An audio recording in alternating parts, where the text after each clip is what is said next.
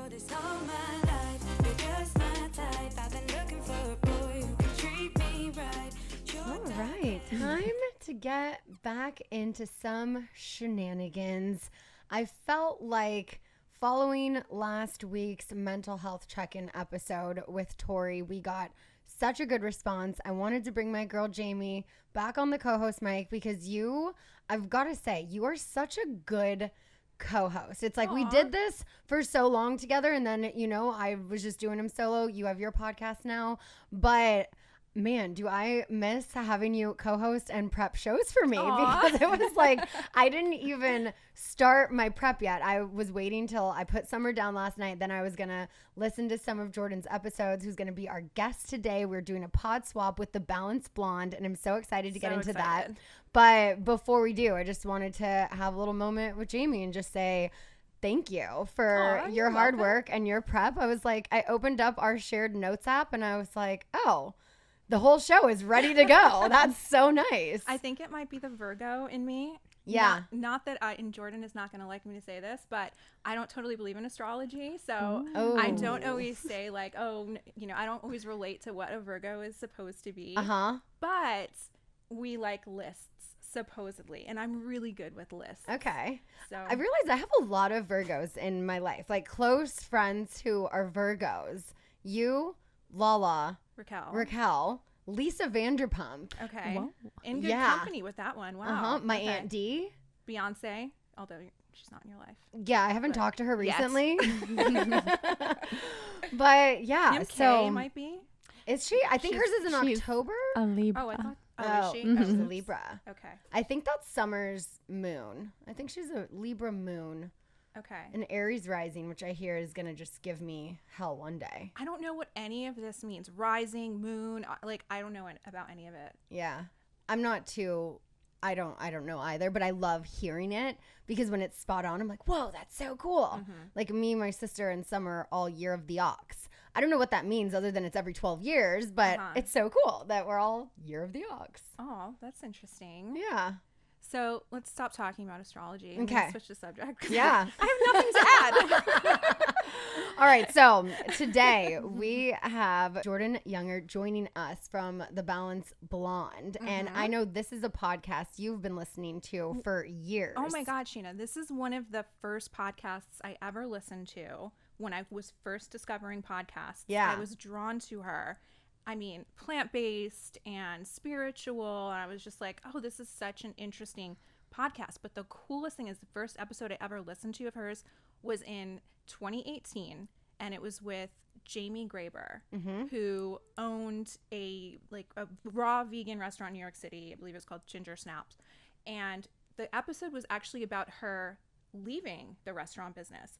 But strangely, that episode, I think, planted seeds for me to get involved in the restaurant business with Sugar Taco. And not because, it wasn't for her, but because I could see, she tried it and it wasn't for her. But I can try it also. And if it's not for me, I can get out too. You know? It is for me, thankfully. It's one of the best things I've ever done. It's my passion. But I just love that episode so much.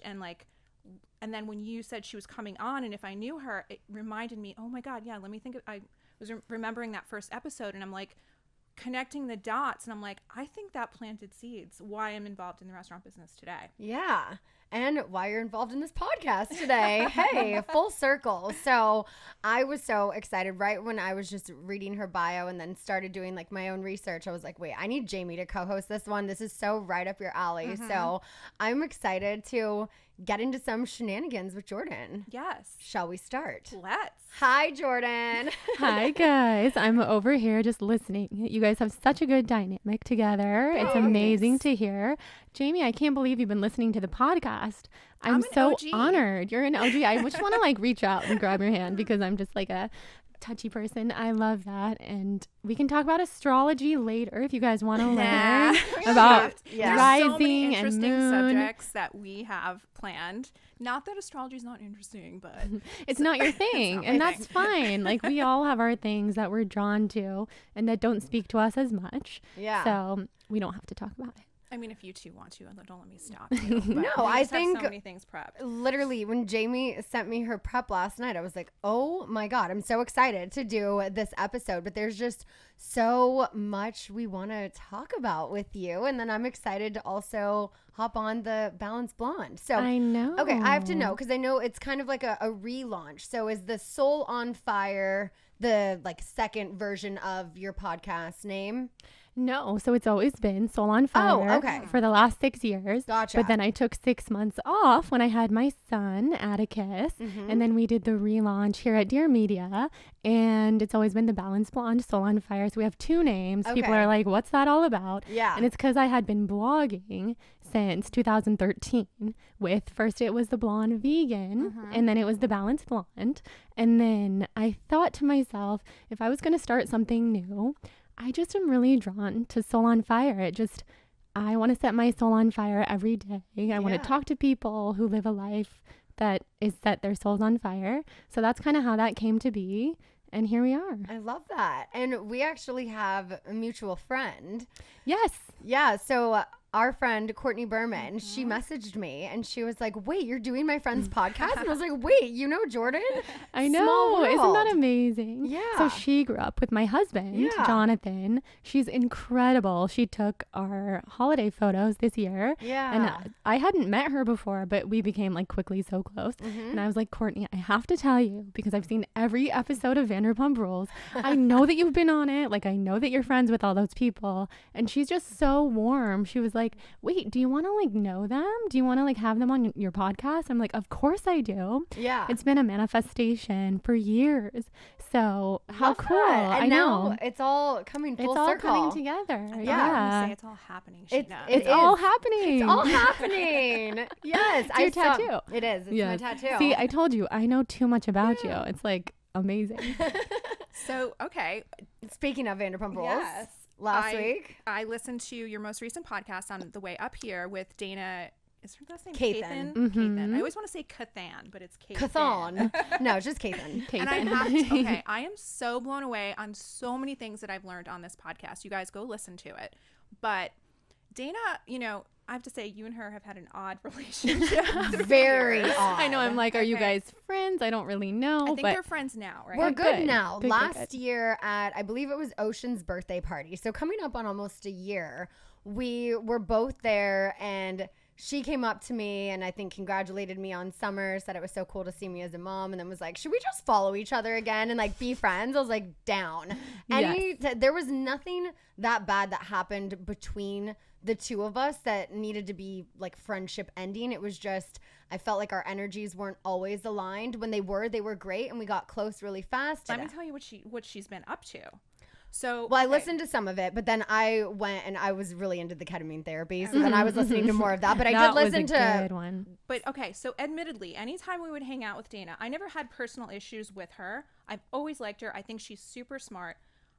I think she's funny. But I would say this to you, she feels like this dark cloud. And like I couldn't always like be near her. But I didn't have anything bad to say about her. You know, I didn't like what was going on with you guys, but it was just this negative energy I always felt off of her.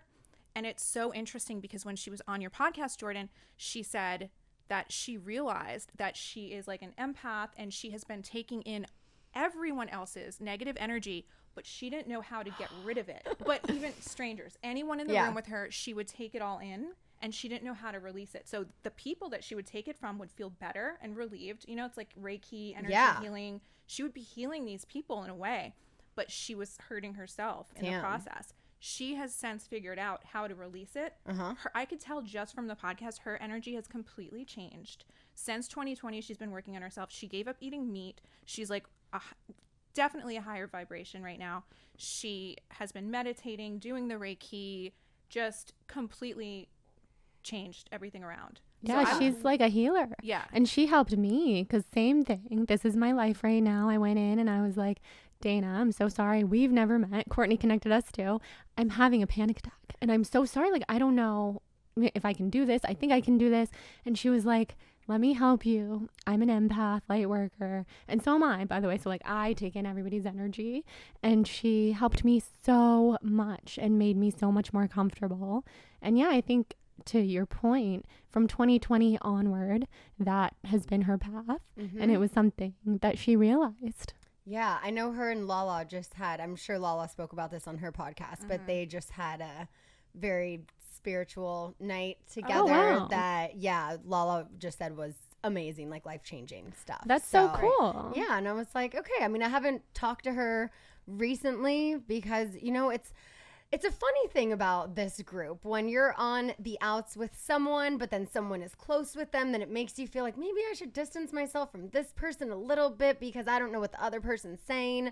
But after hearing her on your podcast and hearing Lala's recent experience with her and what they did, I do want to... Mushrooms? No. That's what I was wondering. No, probably just like deep talks. Like I don't even know how to explain it exactly, but I know Dana came over and it was just like a whole release sort of energy like healing ritual situation? thing. Yeah. Okay. But yeah, Lala can speak on that. But I just know that it was amazing how she felt after. And she was like, you guys are cool, right? I'm like, no, we are. I just haven't seen her recently. I like her photos, but...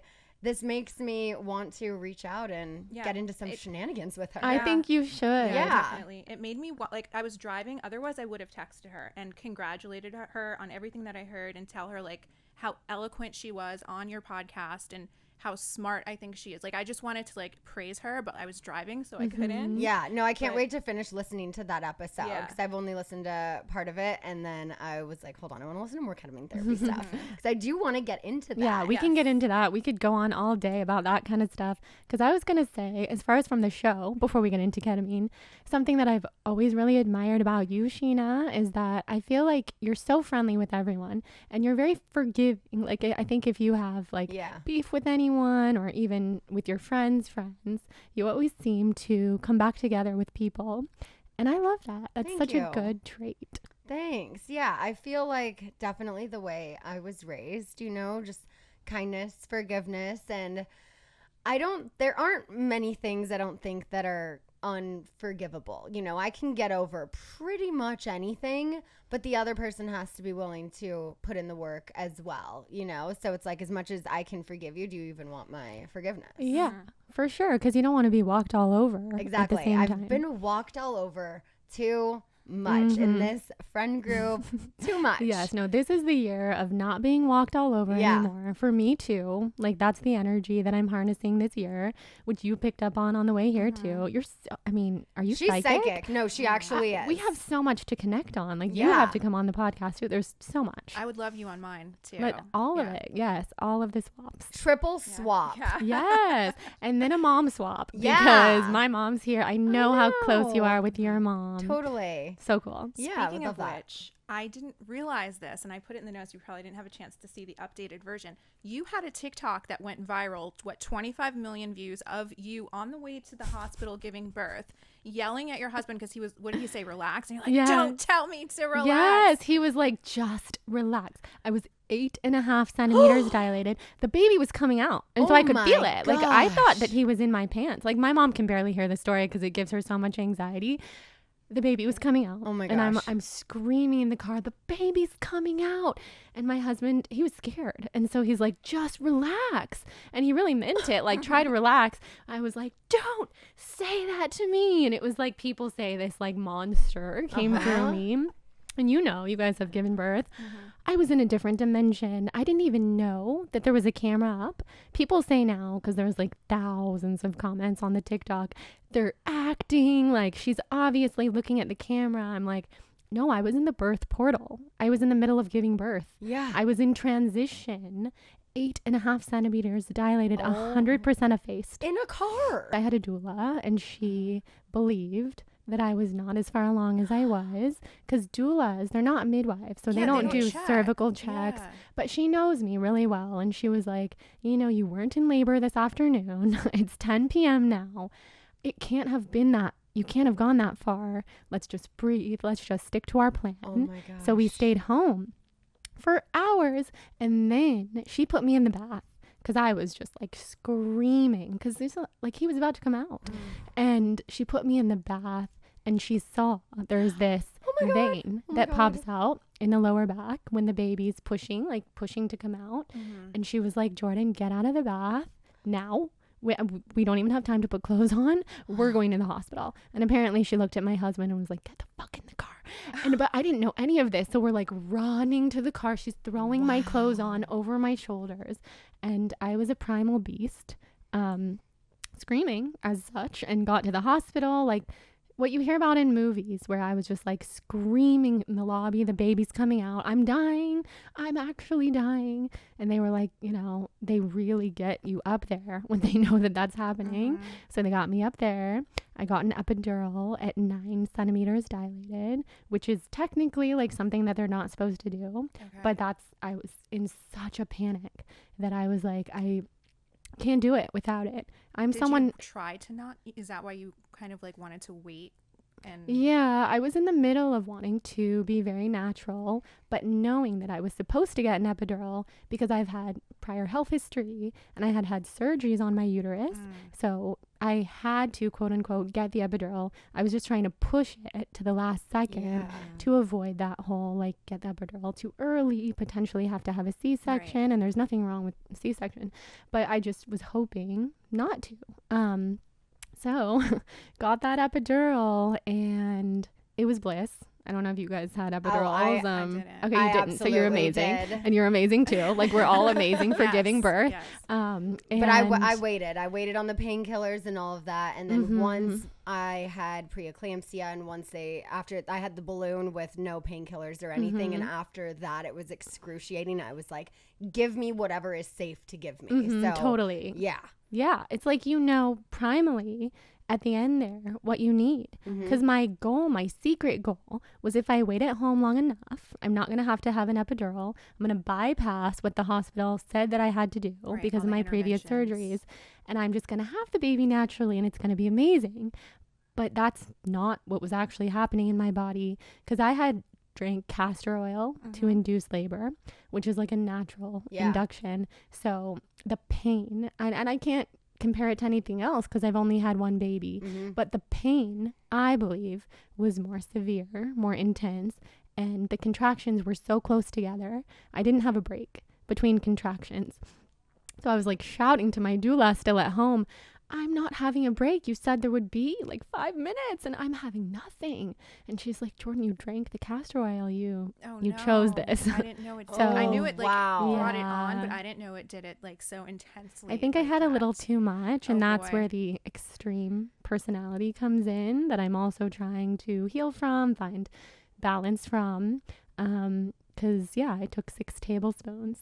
And anybody listening, just please don't do that. Like maybe take 3 if you're really like past your due date and you're really, really ready, and talk to your doctor and all those things.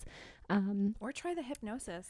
That's what I was going to say. Okay. Jamie sent me a hypnosis that helped induce labor. Oh my God. God. I don't even know how many hours in, maybe like 16, 17 hours in.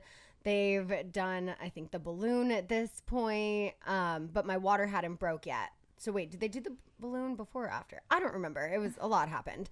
But I'm laying there in the hospital bed and I was like, okay, I mean, we're here. We're having the baby. You know, I'm getting induced. And I was like, I want to listen to that hypnosis that Jamie sent me. And I think it was only maybe like 10, 12 minutes, not that long. And I listened to this and it's just as zen of a setting as you could get at Cedars-Sinai. And all of a sudden it ends and I go, oh, I just peed. Huh? That was my water. Oh my God. I was like, the hypnosis worked. And boom. And then it was just from there. And I mean, thank God I was in the hospital being monitored because I ended up getting HELP syndrome. And I literally could have died if I just went into labor on my own and they weren't monitoring me and didn't know all of this. So I was very thankful for where I was at that time. But it's scary. It is, yeah. And I know you went through so much, and I do believe, because I'm the type, and I bet Jamie you are too, and maybe Scheana too, these baby souls choose us and they choose their path. So there was a reason why I, one of the most holistic people that I know, had a hospital birth and was signed up for the whole hospital birth process. And it's because my son had jaundice, super severe. So people hear jaundice and everyone has said to us, oh, my baby had jaundice. Oh, I had jaundice. it wasn't like that. It was like the levels were so high that they were talking about brain damage, liver damage for the first 2 weeks of his life. Wow. And it kept going up. So that bilirubin level that they test for all babies, it just kept going up. And we were in the hospital. He was in the blue light bed, you know, doing everything. And I believe if we had been at home, and I'm sure they still would have tested for the bilirubin, like we wouldn't have been in the hospital. It just would have been super jarring to then go there. We were there. We stayed there. We were there for 10 days. And it was a lot. And so I do feel like, oh, we were in the right place. And I wondered the whole time, why am I having a hospital birth, or why do I have to? Which goes back to the previous health concerns. But it's all the way that it's supposed to be. Totally. Yeah, I think we're all it's as long as we listen, we can be very intuitive about all of that. I was fully intending on having a hospital birth at Cedars. I would have been next to Kim Kardashian having North had I followed through with it. When I was supposed to be That would have there. been pretty cool. Right? However, when I was about 5 months, I went to my checkup, and that was the first time I was actually meeting the woman, the doctor who was going to be giving or delivering my child. Prior to that, I had always met the nurses. She was just basically too busy to meet with me, you know, and that put a bad taste in my mouth to start with. But I had said to her, I was like, look, you know, I don't want to be hooked up to an IV, because I had known through research, I'm like, that's how it all starts. You know, once you're hooked up, they can start putting the Pitocin in, and you can't stop it at that point, you know? And I was like, I want to do this fully natural, but I was intending to do it at the hospital. I had midwives, I had a doula, and my doctor's reaction is what turned me off. She was very dismissive, and she goes, well, we'll just see how it works out. And immediately I knew she was not going to listen to me. That was not going to happen. I was not going to get the birth plan the way I wanted. I went home crying, and whatever it may be, I watched The Business of Being Born, amazing documentary by Abby Epstein, I think her last name is, and Ricky Lake. And it was all about natural births and birth centers. And I called up the birth sanctuary in West LA and signed up with them. I had midwives, and I did a home birth, like in a water tub, no epidural, nothing. I will admit, though, at one point I said, take me to the hospital, I need an epidural. And that's when, like, my doula was like, no, you didn't want this. You know, if it's an emergency, you're minutes away from Cedars. We can take you if there's an emergency, but I'm here to remind you, like, that's not what you wanted. Had I been in the hospital, I absolutely would have taken the epidural. Yeah. Yeah. So I put myself in a position to succeed in the birth that I wanted. But yeah, I think we all just need to be very intuitive with that. I've heard other situations where people were planning to have home births, they didn't, and thank God they didn't, because something happened, you know, and they should have been at the hospital. Totally. Yeah, it's all the way that it's divinely meant to be, truly. And that's so incredible that you did that. And it's true. It's important to have a doctor who listens to you. So Sheena was Wow. asking me last night, and I didn't know the answer to this, so we'll ask you since you're here, the ketamine therapy. Did you start that before you even got pregnant, or was this something that you started after, you know, in postpartum? I had done ketamine therapy before, but I had done ketamine IV, and I had done it with my doctor because I've had Lyme disease, co-infections, mold poisoning, a lot of stuff to heal from for the last 5 or 6 years. And at my Lyme doctor's office, they did ketamine IVs, which is intravenous ketamine. So it's psychedelic, but it's very meditative. You can still talk. You can still see the people in the room with you. You can walk to the bathroom if you have to, like somebody helps you because you're very like loopy and not totally with it in your body. But then postpartum, so back in September, I started to do intramuscular ketamine, which is a shot into the arm, and it takes you to a very psychedelic place immediately. So within 20 to 30 seconds, for me at least. And I'm sensitive to medications and all things. So I think for some people it takes like 5 minutes. You're instantly in a psychedelic plane. And that's when I realized, oh my God, that ketamine IV that I was doing was really just very meditative, not super psychedelic. So I really started true ketamine after having a baby. But I had done a lot of other psychedelics, ayahuasca, psilocybin. I was a huge psychedelic person. Still am. I love it. We can talk all about it. But because I'm in such a sensitive place right now, And I believe my aura is so sensitive that I think I let a little too much of the psychedelic world into my particular energy field. And that's part of why I'm right now feeling fragile, panicky. Not right now, because I'm actually very comfortable with you guys, but like this morning and many, many days this past week, which we can talk all about. Yeah. Yeah, I'm fascinated by just different treatment forms and different drugs that help anxiety, depression. I suffer from postpartum OCD, which was just recently realized. I didn't know what was wrong with me. And I just really wanted to ask you about how you got into this, how you first came about. Like, because when you hear ketamine, I think about my husband's Australian friends at a festival, just going on this K-hole trip sort of thing. And I mean, I've seen it firsthand. I've never done it. I know there are so many different forms of it. I've seen people snort it out of like a little nasal thing. I've seen people do bumps of it. You're saying there's IVs. So there's just so many different forms of ketamine, and I never knew they were used to treat anything with mental health. Yeah. Well, it's very new. It's very cutting edge. So there's this association called MAPS, and they're the Multidisciplinary Association for Psychedelics and Psychedelic Studies. And so with ketamine, psilocybin, MDMA, so many of these things that we think about as party drugs, they have been doing research for years about therapy with these medicines. So I call them medicine rather than drugs because I see like the huge delineation. And I'm very naive, by the way. So like when I started doing ketamine IVs for Lyme, like 5 years ago, and I would put it on my story, I would get messages from people like, you shouldn't be promoting ketamine. And I'm like, wait, what do you mean? Like, I definitely have had my years of partying, but I didn't really come into contact with people doing ketamine as far as I knew. So it took me a while to realize like, oh, there's a huge like connotation and stigma around ketamine. But when I found it again postpartum, because I too was struggling with anxiety, and I didn't really know if mine was postpartum anxiety or just this anxiety that I've had my whole life, which then I think postpartum can really rev up for many of us. Absolutely. Yeah. I reached back out to my dear friend, Dr. Mike Dow. I think you guys heard him on the podcast. Yeah. And I was like, I know you got really into ketamine therapy since I've last seen you. Do you think we could do a session and then we can talk about it on the podcast? And I thought it was going to be I'd done the IV. So like I thought it was going to be like that again. And then when they gave me the shot, and they do like heavy intake and stuff, you have to fill everything out, like positive mental health history, not on any serious medications, all that kind of stuff before they can accept you into the clinic.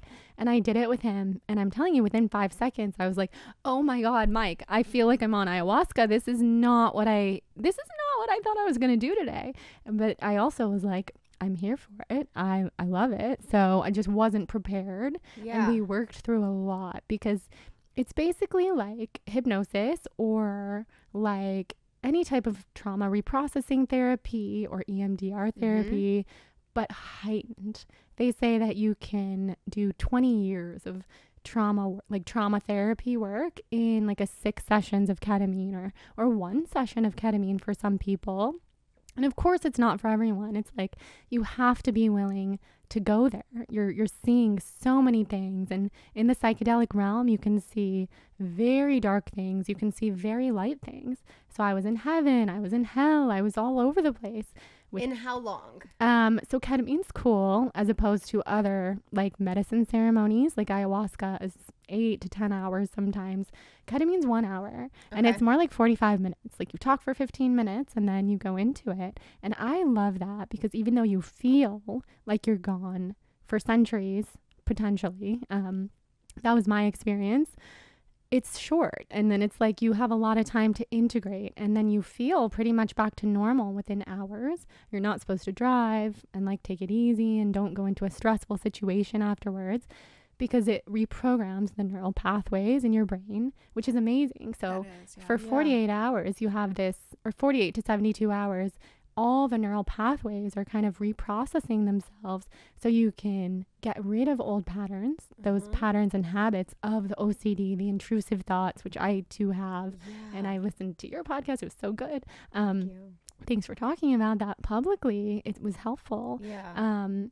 So to reprocess all of that, because what's hard for so many of us, and especially those of us who have had a chronic illness the way that I have with Lyme, is for years I didn't have any energy.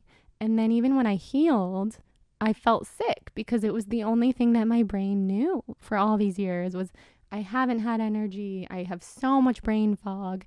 I feel sick. My joints hurt. My bones hurt, even though I knew I had done so much healing. So ketamine can come in and reprocess all of that, even with the IV, to kind of be like, no, I've come so far, and give you a whole new perspective. Also, like, ancestors can come in, and it depends on how open you are, like how much you really want to go there. But I think for people who are already prone to psychic abilities, my ancestors were there. They took me on journeys. This is so fascinating. Yeah. It sounds like ayahuasca. Yeah. In a way. And I know that I haven't done it yet, but I really, really want to. It's been calling me for over 10 years now. I've just been like, I need someone to go with. I'm not going into the jungles of Peru by myself. Yeah. And for 8 hours be on ayahuasca. Well, I can give you some recommendations for close by too, because when I got into plant medicine and ayahuasca, I was so sick with Lyme that I was not in a position to go to Costa Rica or Peru. I did it in LA and in Santa Cruz. You're going to have to give me your contact. I will. Everyone that I have mentioned this to, I'm like, I don't really want to go to Peru. I don't want to go to Costa Rica. They do it in Mexico. Remember, too. I told you my friend, they do it in San Diego. Well, first of all, it's illegal to do it in this country. Oh. Right? But. Well, actually, if you do it under the church, have you heard about this? No. Well, they developed like a religion, and it's really just, the church, because under the church you can do plant medicines legally. Okay. So they have like a legality thing. So what we're talking about isn't necessarily illegal. It just depends on the shaman and kind of like how in their integrity they are. Yeah. Okay. And I mean, yeah, anyone that I mention this to, they're like, oh, I have a contact in LA. I'll give it to you. And then it never comes through. And I'm just like, someone give me the damn LA contact. I will. And the important thing is, and I think if anybody's listening and they're like rolling their eyes about shamans in LA as opposed to these indigenous cultures, you definitely want to make sure you're doing it with someone who's trained, like heavily trained with the indigenous cultures, with the respect to the elders of the medicine. But they can come back to California. Like they, some of them have been there for 20 years. Right. So people are all over the place. You don't want to do it with, I think they joke, like Shaman Robbie in Venice, because, this is a joke, like maybe he's amazing. But, there are people who do this who are not totally trained, and that would be unsafe because with these psychedelics, they take you to a place of reliving trauma, sometimes reprocessing trauma, and this could be from this lifetime or past lifetimes, depending on your beliefs. And what I find so interesting and what I'm drawn to this is because they say ayahuasca is like what you just said, you re-experience your trauma, but it's from third person. So you can watch it happening. It's not happening to you. Oh. So you reprocess it. And the way that our brain works is it holds on to all of those traumas throughout our lives, and it's in there. And so the alternative, like whether it's ayahuasca or ketamine or mushrooms, it changes your brain to release those stored traumas and those memories. And that's how you can heal. And that's why the healing supposedly is so much faster. And one session, like you said, could be equal to 10, 20 years of therapy. Mm-hmm. So I'm fascinated by ayahuasca. I absolutely want to do it. And then I start hearing stories of people who their ancestors have come and sat down on the bed next to them, have talked to them. What was your experience like, whether it was on ketamine or ayahuasca?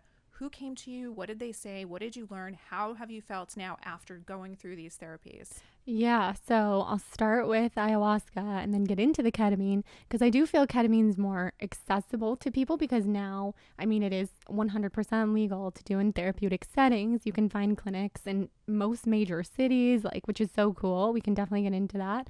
But with ayahuasca, that was my first real psychedelic experience with ancestors coming through. So the first time that I ever did it, which was about 3.5 years ago, I went on a journey with all of my ancestors. And before this, even though I'm a super open person, I've talked to so many mediums, I love looking into that stuff, I was never really so into the whole like heal your lineage type of thing. But that made me the kind of person who then I feel like my mission on this earth is to heal my lineage, to then heal me, of course, and then the generations to come. Because I am not passing this on to my son or any of my other future kids and their kids. And many of us, I have a feeling you guys are like this, are pattern breakers. We come here to break patterns in the 100%. Lineage. And that's what I learned on my first ayahuasca ceremony, really, truly. Because I always knew I was really different than my parents. And I have the best parents in the world, but they were always kind of like, where did you come from?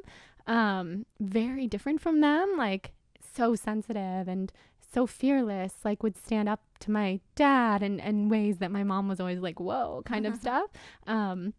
Anyway, when I did ayahuasca and all of my ancestors came through, first I went on a journey with my maternal lineage, all of the women, like all of them whom I didn't meet, my grandmother, my grandmother's grandmother, all of them took me on these journeys to show me why I am the way that I am.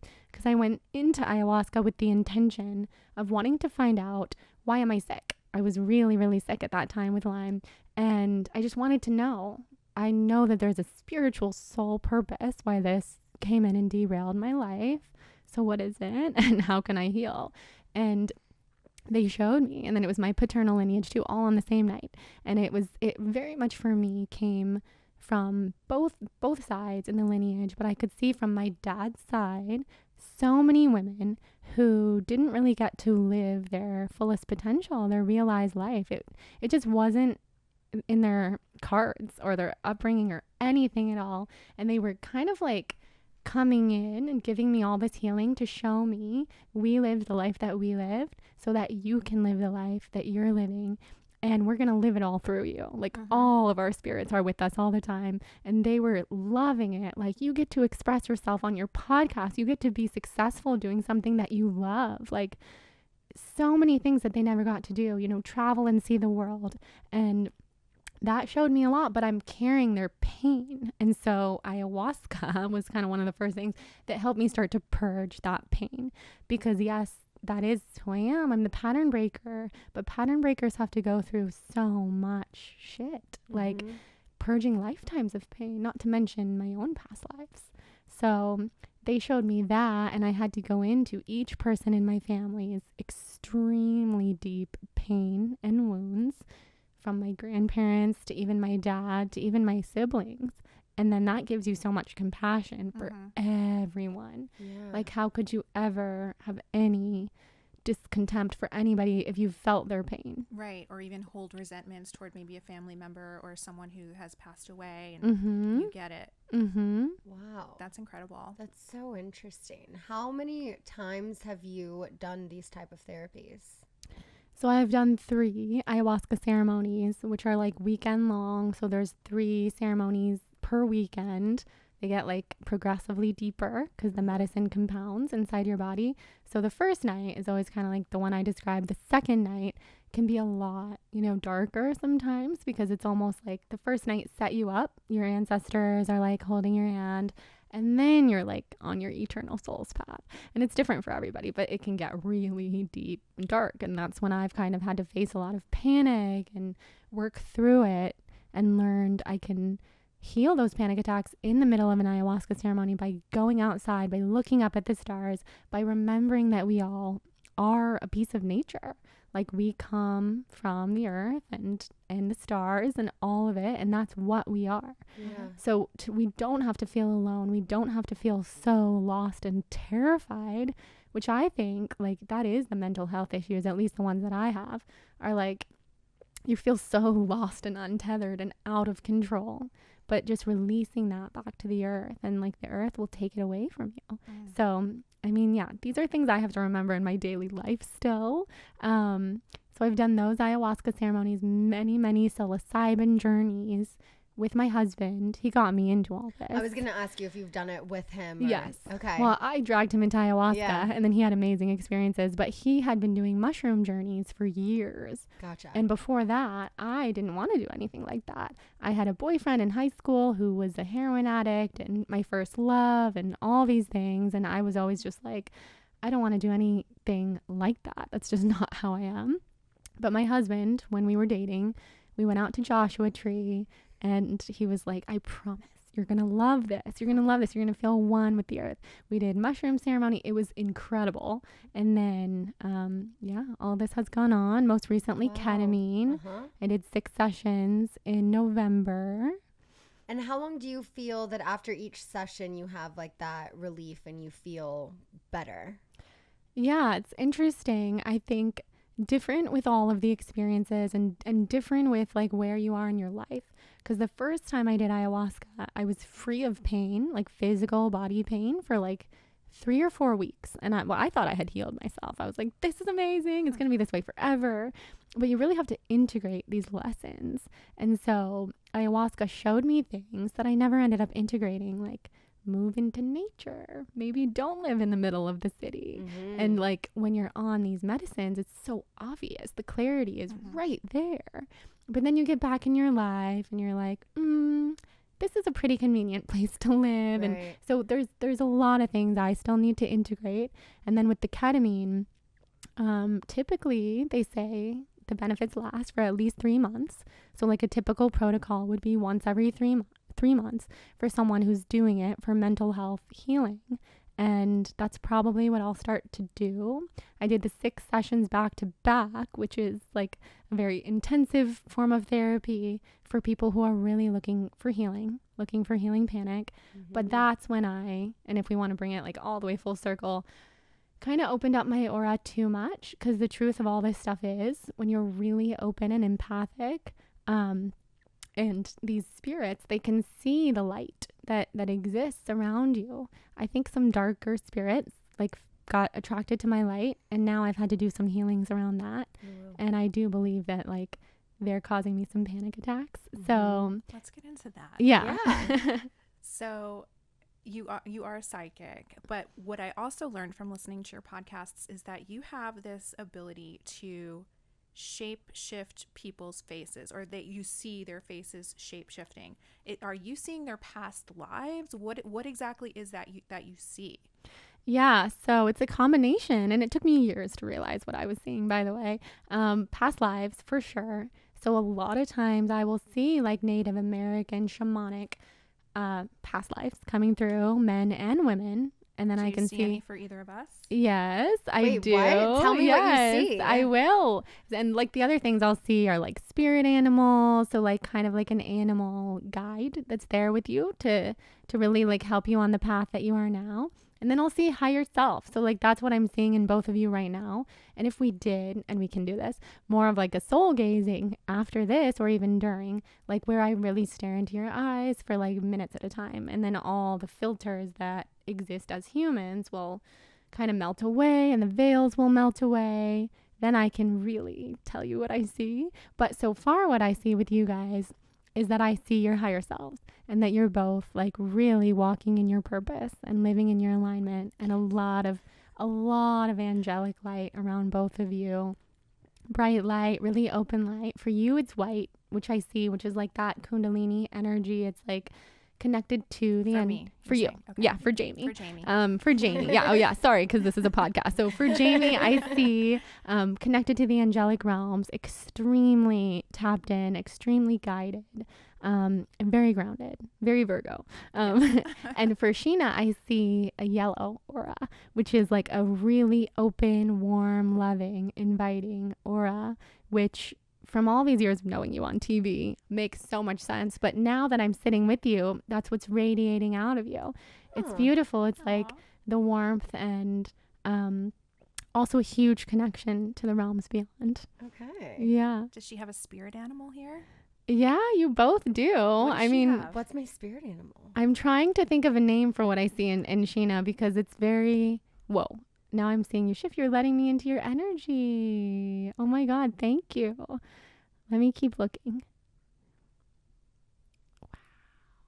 I see your past lives coming through now. Oh, do tell. Yeah. Like shamanic past lives. So interesting. Many of us come from like a medicine woman background, even as far as it might go. The animal I'm seeing is like a fox. It's like a cross. At first it was like raccoon energy, but like that's not what I wanted to. That's not what. I do love Guardians of the Galaxy. So. But we can also look up the symbolism of all this. Yeah. And so I think we might have talked about this in the episode with Dana. But when we see these things, so I've seen like monkeys in my friends' faces and they're like, what? But you look up the symbolism and it's what that animal is here to teach you. But then it transformed into a fox. So what I really want to do is look up the symbolism of that. And we can talk about what that means. Yeah. And yours is a butterfly. Really? Yeah. Oh, Interesting. Mariposa. Kristen, what's up? Yeah.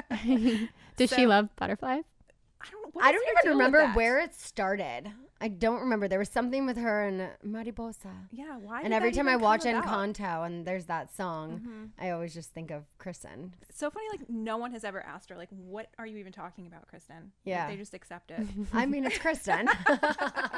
I want to know. Yeah. Yeah, we all do. Let's ask. Okay, so you had a near-death experience. What happened? Yeah, so this was wild. This was during the years of my real dark stuff with health. And this was also the year that I was getting married. So I was trying to do like so many different treatments. And beyond psychedelics, I've tried all the other alternative treatments too, from ozone to hyperbaric chamber to like anything that exists really. And something that I was doing at this time was they found that I had Lyme in my mouth. So I had had my wisdom teeth out when I was like 18, like many people do. Mm-hmm. And they say if you do have Lyme and those holes in your mouth don't heal properly, the Lyme can settle there. And then it's a really dangerous place for it to be because it can drip down into your heart. So like we don't want to have any issues in our mouth really, but that's what was going on for me. So I had a holistic dentist. They're called biological dentists in Beverly Hills, and she specializes in this procedure to do a cavitation removal is what it's called. So not cavity, but cavitation being like the infection in the mouth that was Lyme and mold. So this was posed to me like this is going to be not that big of a deal type of surgery. It's a mouth surgery. It's not like you're, getting your abdomen cut open. It's something simple. But it wasn't simple at all. It was so not only painful, it's like your mouth is related to everything from your heart to your brain. So I was feeling really out of sorts after this and on a lot of pain medication. I was going to try to go without pain medication, but I immediately realized, oh, that's not happening. No, this pain is bad, really, really bad. The worst I had ever felt until I then gave birth a few years later. So I was mixing pain medications because I didn't really know. I don't know if I had ever really taken these heavy duty pain medications before. So I didn't know that you can't mix it with, for example, THC. And I don't have a good reaction to THC anyway. But I had this pharmacist who worked with my Lyme doctor, who was a THC CBD pharmacist. And he was like, we're going to up you on these THC pills because they're going to help you heal and like take the inflammation down and all this stuff. So I did that. And then I took 35 tablets of chlorella, which like is this plant tablet that soaks up toxins. And there were so many toxins from the surgery. I thought that's perfect. I was told to do this too, but by like a few different people. So they didn't know all the other stuff that I was taking. And then I took the tramadol pain medication. I always like to say the name of it because it's like, so people know, please don't. I used to have a prescription. Okay, don't mix it with THC.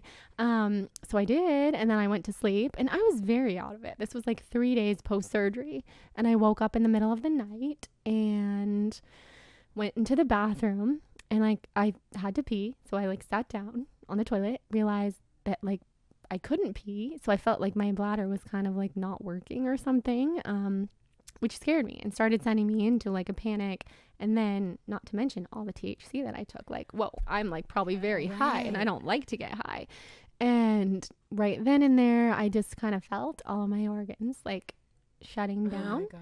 And so I stood up in there and I screamed out for my husband, and he came in And I was telling him what was going on. And he was like, at first, you're having a panic attack.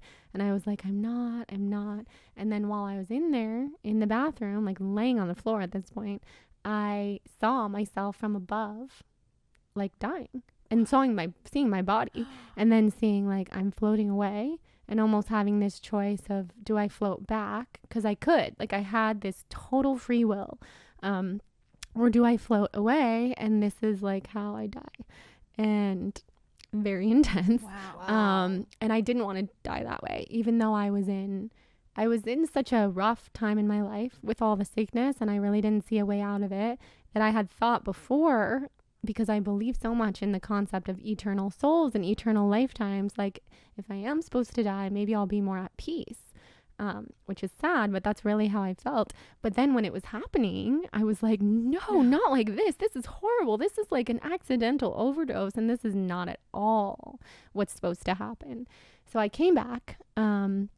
This was like a very kind of metaphysical thing that probably happened within seconds, but for me, it's like so memorable. It feels like it was a larger chunk of time. It could have been. And it could have been. You referenced that before, which made me kind of think back to like my whole theory on time. When I feel, and this makes me sound insane, but like if we're on different planes or different dimensions, even if we're in space, time is different than it is here on Earth. Mm-hmm. So if there is another dimension that we go to, which I believe there is when we die with our physical body here on this earth, time is different there. It has to be. Yes. So it's very possible on earth was a few minutes could have been much A long longer time for you, or faster, who knows, but well, it's not exactly. the same. And I agree with you. Time is so not linear, Right. and Yeah. that's what these psychedelics have taught me too. Yeah. I've seen it, like been gone for what feels like years with the ketamine stuff, and it's 45 minutes.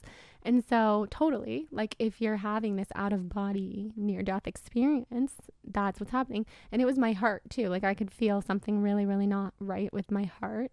And then I came back, and my husband called my mom. My mom's a part of a lot of these stories.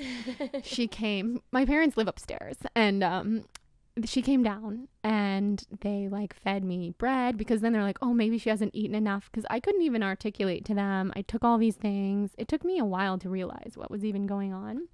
And then I was just in a really scary kind of like hole, because then it was all the THC too. So I was just like scared. And then in the morning, I Googled tramadol and THC interactions, and it was fatal, like heart failure, fatal. Wow. Thankfully, that's probably in higher quantities, but it was like a very dangerous, accidental thing to be doing. And that experience put everything to perspective for me again, because I realized nothing matters except for our health, our family, the health of the people that we love. But in that moment, it was me, my own health. And so I took a big break from my podcast, which is the main part of my job, and really the rest of my job too. And then I got married a few months later, and I really didn't start working again until like January. So that was like 4 months. And that was huge for me, because I was trying to do it all and think like, what else am I going to do? I have to work, but I'm really sick. And at that point it was like, no, you don't really need to. Like, you can exist. You're fine. You'll be fine. You have to heal. And that is the most important thing. Would you say that's your biggest lesson that you've learned? I mean, you've done all of these alternative therapies. You basically died and came back. I would have to think you're learning a ton of lessons, or having your mind opened and seeing new perspectives. Aside maybe from what you just said, is there anything else that you've learned through all of this spirituality, your whole journey that you've been on? Any words of wisdom, or what can you share with the audience about all of that? Yeah. I mean, there's so much, and that is a key takeaway, that nothing matters as long as you have your health. And that puts everything into such a beautiful gratitude practice too. Like, there are so many challenging things that happen every day, things that are so annoying to us and hard. But at the end of the day, you're healthy. Your kids, your family, are healthy. And if we're lucky enough to have that, that is the only thing that matters. And that will always snap me back into the present moment. And then the other thing is, what I've really learned on my spiritual journey is that our thoughts create our reality. And that's a whole other conversation. That's true. And so when we get into these thought spirals, whether it's about physical illness or mental health, we can always bring ourselves back because our thoughts are reality. So if you tell yourself, I'm going to have a horrible day and I'm out of control and OCD is going to ruin my life or whatever it is, it will, you know, hopefully not, but because our thoughts create a reality.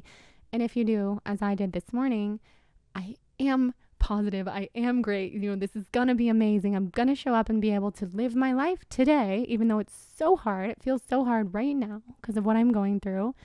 The power of the mind is so, so powerful. Yeah. So powerful. Like That's so true. Your subconscious does not know the difference between a thought that's not true, like I'm terrible at X, Y, or Z, or I'm the best at this. So tell yourself the best things because your subconscious does not know the difference. And then these things will play out. They will become your reality. Yeah. No, that's so true. I feel like we could honestly go on forever. We're going to wrap up these shenanigans and continue the conversation on Jordan's podcast. But let's definitely do this again because there's so many things that we didn't even get to yet today. Maybe we do like a mid Vanderpump season and we kind of catch up on that and then get more into You're all of a super this. fan of Vanderpump. I Can would give love you that. my hot takes on the would season. love that. Yes. Thank you for being here. Tell everyone where they can find you. Thank you for having me. You Of guys are course. amazing. Thanks. You can How are you? find me on The Balanced Blonde, Soul on Fire podcast, The Balanced Blonde on Instagram. The blog is The Balanced Blonde. I still blog. You know, it's Yeah. so like 2015, but I'm determined to bring it back because it's fun. It's another fun way to connect. I So love those that. are the places you can find me. Yeah, well, this has been absolutely fascinating. Thank you so much for getting into some shenanigans with us. Thank you for having me. All my life.